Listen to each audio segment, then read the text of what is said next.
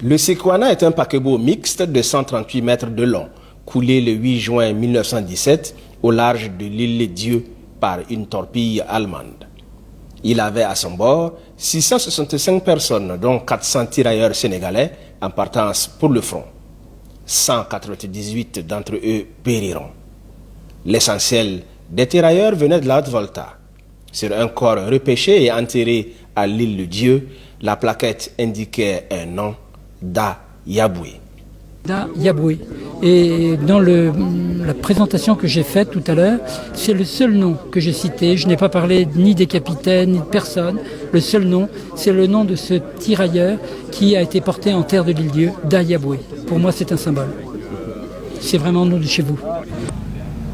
Ailleurs, dans des carrés militaires de villes voisines, on retrouve de nos jours des tombes de tirailleurs à bord du Sequana, dont les corps ont été à la dérive.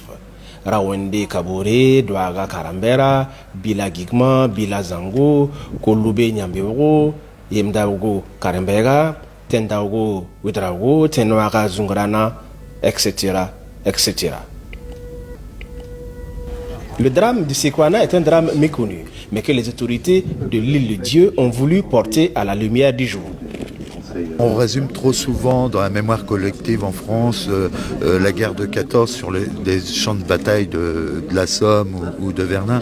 Et il y avait un champ de bataille ici, comme l'a dit Jean-François Henry, les tranchées englouties, elles ne sont pas visibles et pourtant les bateaux ils sont là. On doit à l'historien Jean-François Henry d'avoir poussé les recherches sur le Sequana, devoir de mémoire auquel le Burkina souscrit. Cette cérémonie, pour moi, c'est un début et c'est une interpellation. Nous devons faire en sorte que la mémoire de ces anciens soit reconnue et soit perpétuée. Pour commémorer le centenaire du naufrage du Sequana, c'est à un architecte que la mairie a eu recours pour couler une œuvre en bronze représentant un Africain, le regard grave. C'est un monument aux morts, mais un monument aux morts dédié aussi à la vie. Voilà, c'est un monument qui rend hommage au peuple africain et également aux sauveteurs et qui s'inscrit ici sur un site magnifique, un site classé face à la mer.